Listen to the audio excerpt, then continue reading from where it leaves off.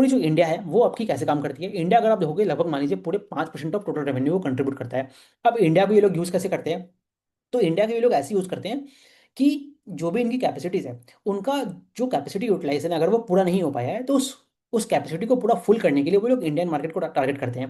कहने का मतलब क्या है, इनका जो एक मेजर मतलब है, आपको अगर इस बिजनेस को देखना है तो आप इसको एज ए एक्सपोर्ट की तरह से ही ट्रीट कीजिए। इंडिया वाला जो बिजनेस है वो इनका एक रेवेन्यू फिलिंग स्ट्रैटेजी की तरह से काम करता है।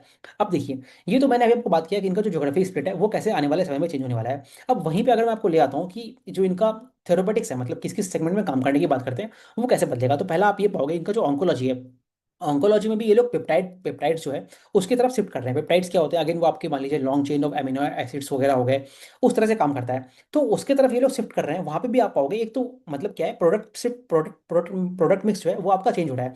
मतलब even the oncology it will move to further higher margin product की तरफ आगे बढ़ेगा।